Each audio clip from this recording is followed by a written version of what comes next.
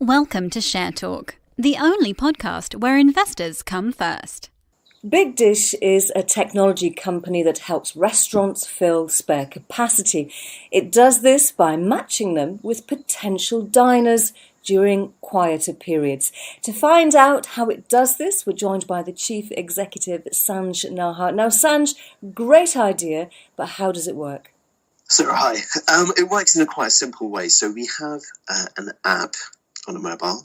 We also have a website, and both the app and the website will show restaurants in particular locations that have some great offers at particular times available today and available tomorrow.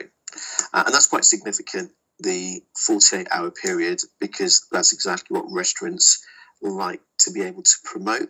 And then what happens is it's nice and simple. As a diner, someone who wants to go out and eat at a great restaurant, you simply choose your location, you choose your restaurant, you choose the time, the offer that you'd like, and how many people will be visiting the restaurant. And it's a very simple booking process that you can then do via the app or the website. You receive a confirmation of your booking. The restaurant knows that you're coming, and then you go and have a great experience at a restaurant, and you get a great offer. And it's as simple as that. So I'm guessing happy cash-conscious diners, happy restaurateurs and gastropub owners, and on some occasions better for the environment. You mentioned that 48-hour booking window, so I suppose there's less waste and less food being thrown away because restaurateurs know how many people are coming. Yeah, it's a challenge for restaurants in terms of waste management, not only in terms of physical resource ingredients, but also in terms of manpower as well. Restaurants will be staffed during the evening. Restaurants typically might open at 5:30, 6 o'clock in the evening, be open for lunch. But those early hours tend to be very quiet for restaurants. But you've got the manpower, you've got the ingredients. Why not try to optimize the number of people that are coming at those quiet times? Also, in the evening, again, you might get some cancellations. You just might have some quiet periods, some empty tables. Yet you've still got the manpower in the restaurant. You've still got the ingredients. Some of those are perishables. Why not try and promote, get some more people coming in and reduce the wastage? So from a wastage perspective, yes, absolutely. Now, the BigDish proof of concept exists in the locations of Hong Kong, the Philippines, Indonesia. Why those locations, and how well has the concept been adopted? So BigDish was born out in the Far East about 5 years ago, but it wasn't the first company to really look at offers, deals, yield management, particularly in the restaurant sector. That's been happening successfully for several years. I think what's been great about what BigDish is doing in its proposition is focusing on the 2-day period, focusing on some great restaurants and some great offers, bringing that as a model here to the UK. And in the UK, it's always been fascinating. So I've been involved in the UK hospitality sector for many years, and there's never been really, for me anyway, a kind of go-to site, a go-to place for great restaurant offers. There's various companies that are out there. You have the likes of Tastecard, you have the likes of Groupon, you have the likes of Open Table that might do restaurant reservations. But there's not really somewhere where you're going to get great restaurants, great deals at the times that you want to go and have the availability. So from a diner's perspective, it gives great offerings. But what's really key is the relationships with restaurants. Restaurants typically haven't really enjoyed the relationships with the likes of Tastecard, with Groupon, with the online reservation companies, because they put a lot of conditions. They allow diners to kind of book quite ahead, which is difficult for restaurants because restaurants, obviously they want diners to come in, but it's difficult to know if you're going to put an offer on next week or 2 weeks' time, because you might genuinely be quite busy and you might actually not want to do any offers for diners, which is commercially, strategically makes perfect sense. So we're having great conversations with restaurants where restaurants really understand what we're trying to do, trying to help them, but at the same time give some great offers to diners. Okay, two things there. You talk about you're having conversations with the restaurants and the gastro pubs, but also you said great restaurants. Who's to say they're great restaurants? Surely that's down to the consumer. Or are you taste testing in every restaurant that's on your platform? we'd love to. So what we're doing is when we're looking at a location that we'd like to go and really look at restaurants and look at what kind of offers we can get for diners, what we'll do is we'll go through a process of looking at all the online restaurant guides, looking at the likes of TripAdvisor, looking at local restaurant guides, looking at local media. We'll hit the streets, start walking around, looking at various restaurant areas, food areas, talk to people, really get a good idea of which of the restaurants that people like to go to. This is not about restaurants that are necessarily award-winning, but obviously that's a good gauge of certain things like quality. But we'll look at reviews of what people are saying, and we look to see which ones are busy and which ones are quiet. And then we kind of like put a list of kind of restaurants that we'd like to work with, and then we start engaging with them. And that can be through just visits and going to speak to the staff of the restaurants and try and get hold of the owner, or we'll make some phone calls and try and make some appointments. But we need to have those kind of good conversations to really understand what they're doing well. Why are they quiet? Is it simply the case they're just not really marketing themselves enough? But essentially, they have to be restaurants which give some great food, have some some great reviews, and are the kind of places that people really go to or want to go to. So what I'm imagining is that Big Dish is an aggregator of culinary intelligence. But also you debuted in the UK just September 2018, but you didn't debut across the entire nation. You're doing it sort of by cities. So where are you now and where are you headed? Sure. So Big Dish acquired a company called Table Pouncer, and Table Pouncer started off in Bournemouth about 5 years ago, and really built up a great, strong base of restaurants and diners in Bournemouth. So when we acquired Table Pouncer, obviously it was a case of making sure that we were retaining those great restaurant relationships in Bournemouth, and then really looking to build from there. So from Bournemouth, we went over to Bath and to Bristol. From there, we've extended on the southwest towards Exeter, about to launch in Taunton, and then we've come over from the south and headed towards Southampton. Recently launched in Basingstoke. And also we're now really circling some of the commuter areas around London. So we just launched Swindon. We're heading towards to Brighton very soon. So it's been very much the south and the southwest. But the strategy moving forward is really doing a UK rollout. So you'll be hearing some things soon, which are the new areas that we'll be going into. The idea inevitably is to be all over the country and to be also in the major cities as well as all the regional locations as well. But it's been fascinating to really work with regional areas rather than just going for the cities, because they're different restaurants, different diners, different needs. Having been in the hospitality sector and hospitality technology sector, a lot of focus is always put on the major cities like London, and the regional areas tend to get neglected quite a lot. The regional areas do have some challenges in terms of restaurants and how those restaurants work and pairing restaurants with diners. But what I've always found is that if you get it right on a regional level, it will work anywhere. Okay, well, let's come out of the regions and go into the city, because I'm thinking about Jamie Oliver's chain of restaurants, which went into administration this week. Do you think the Big Dish initiative could perhaps have saved his enterprise? Absolutely. Yeah, the restaurant sector is suffering at the moment, and the restaurant sector has found it hard the last few years. There's all sorts of issues that are going on with restaurants right now. You have the issue of rates, you have the issue of the uncertainty of Brexit in terms of staff.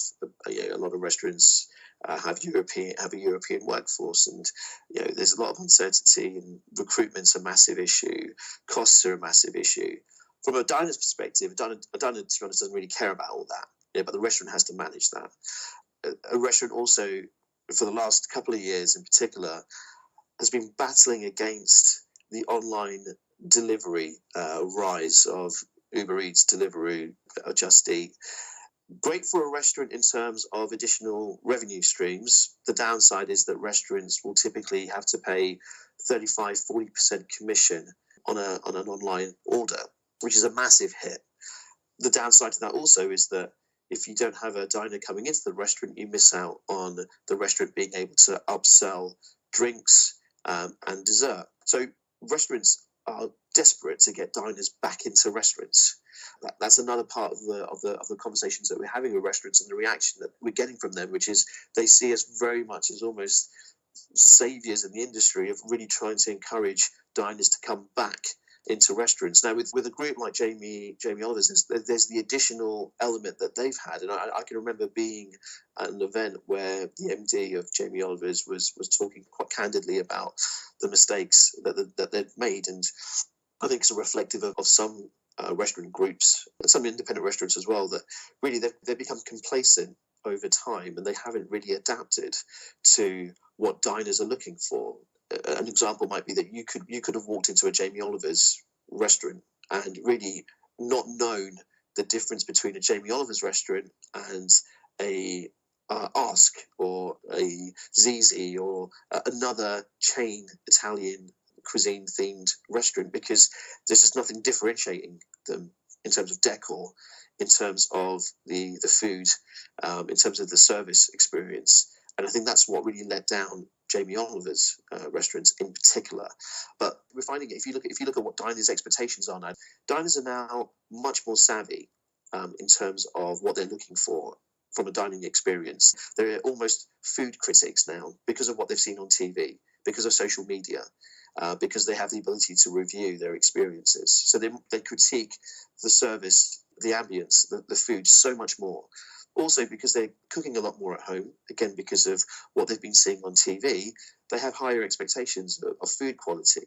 So they're looking for something kind of different. They're looking also for change. If they're going to go to a restaurant, this sense of loyalty doesn't really exist like it used to before.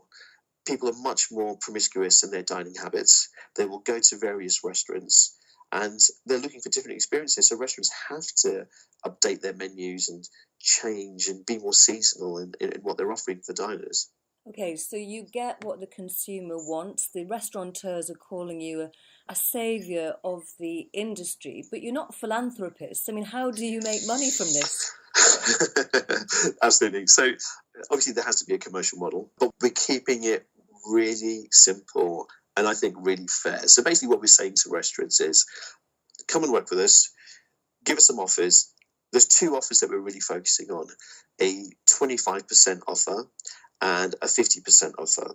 And what we're saying to restaurants is that for a 25% offer, we will simply ask you to give us a £1 cover fee. So for every person that comes for a reservation with Big Dish, for a 25% offer, the restaurant will pay us £1 per person. For a 50% offer, we understand and appreciate that margins are smaller. We simply ask for 50 pence per cover. That's it. Nice and simple. There's no setup fee for the restaurants. We create a listing for the restaurants, promote the restaurants in effect for free on the app, on the website, and it's very much performance driven. A restaurant's only paying us if we provide diners to their restaurants. And again, that's just a great conversation that we're having with restaurants. Okay, so in terms of growth, will this be achieved via a blend of acquisition or having those great conversations by knocking on pub doors? I mean, you bought Table Pouncer, for example. Yeah, so right now, in terms of growth, it's very much acquisition of restaurants, pub restaurants, and also hotel restaurants. In one of my previous roles, I headed up the restaurant division for TripAdvisor, and one thing I noticed is that there are some great hotels with restaurants, and those restaurants typically are dependent on hotel guests, don't promote themselves particularly well to external guests, but have great food and have great chefs and teams in the kitchen and people front of house, and they're quiet. And so it's hotel restaurants, it's pub restaurants, it's independent restaurants, and also group restaurants as well. We don't neglect them. We're going to bring them on board, but it's very much getting those restaurants on board, using the commercial model that we currently have for cover fees. We'll be looking to provide some additional opportunities, marketing opportunities for restaurants as well. And there might be a commercial model in there. That's what we're looking at in terms of our roadmap. So there'll be other ways for us to potentially generate revenue from the restaurants that we're working with. So in terms of functionality, let's get back to the tech. What features are you going to introduce on the website and the apps? And with your background with TripAdvisor, can you prevent review abuse on said features? So reviews will be coming. So we'd like diners to have the ability to review their experience. And there's a couple of ways we can do that, which we're looking at. You can either simply give a rating of your experience, or you can write something about your experience. And we're going to be looking at both parts of that. The whole review culture has become massive over the last few years. It's a tricky one. If you look at restaurants on TripAdvisor, restaurants tend to be, not that comfortable with obviously negative criticism, and negative reviews are always going to exist. That's human nature. People tend to complain more than they do praise. That will always exist.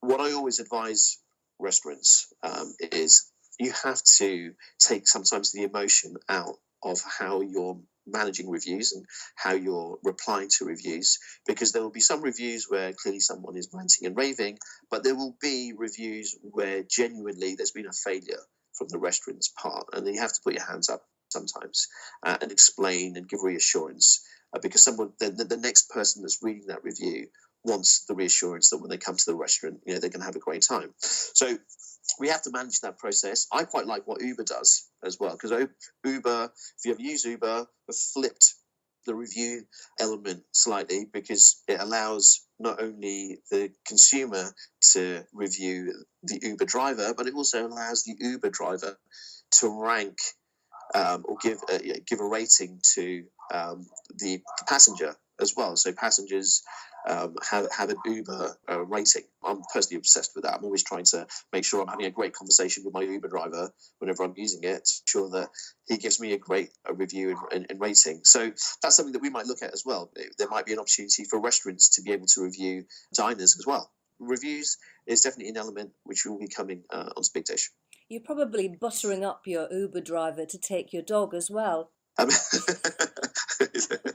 It's actually my neighbour's dog. Is it? Okay, well, you'll have to give that dog a bone. Now, say I'm listening to this interview in Forres near Inverness. There's part of me that's thinking, come on, get up to the northeast of Scotland. So how are you driving BigDish's brand awareness? So as part of our UK rollout plan, we obviously will be covering the whole of the UK. It's funny enough you mentioned Scotland. I was there recently, and I've been having some conversations with some contacts and some restaurants within Scotland, within other parts of the country, really gauge and understand the current situations and the current opportunities, and just really kind of testing the water for BigDish when we do go into those locations. So there are things happening very much in the background for us to really lay the foundations when we do the full rollout. We will absolutely be covering locations as far afield as Inverness. Okay, so in terms of the differentiators between BigDish and the peer group, it's that 48-hour window. It's the fact that you're personally talking to the restaurateurs, but it sounds as though it's quite a small team, because you keep talking about we are knocking on doors and speaking to people. So how many people are involved in BigDish's evolution at the moment? So in the UK, we currently have a team of 4 people at the moment. We have 2 territory managers looking after the south and the southwest, and we also have someone who's coordinating our marketing activities. We also have some agencies who are helping us in terms of the marketing and the advertising strategy that we have. We have a tech team out in the Far East, out in Manila, a team of about, I think it's currently about 10 people who are developing the BigDish app and the site, optimizing it and really planning for the roadmap and the future enhancements that we're going to be bringing in. Okay, so at the moment, you and I are talking to each other quite early in the morning. Well, 9 o'clock in the morning, and I'm getting pretty hungry talking to you about food. But in a year's time, what will you and I be discussing? Where will you be? Will you still be with the company? Oh, absolutely. I'm loving it right now. It's a great time right now because of everything that we're kind of planning for the UK rollout. It's obviously going to get even busier. We are going to be, this time next year when we have a conversation, we'll be getting close to about 2,000 restaurants that we'll be working with across the UK. There's going to be collaborations with other companies that we'll be doing things with to promote BigDish. We'll be very much on the radar of diners pretty much everywhere, and we will be known as the go-to place for a restaurant deal. So it'll be a very interesting conversation this time next year that we'll be having. That's perfect. Thank you very much. Wish you all the best. Sanj Naha, Chief Executive of BigDish, thank you very much indeed. Great, thank you, Sarah. Thank you for listening. Remember to visit our website for more news and other podcasts at www.share-talk.com.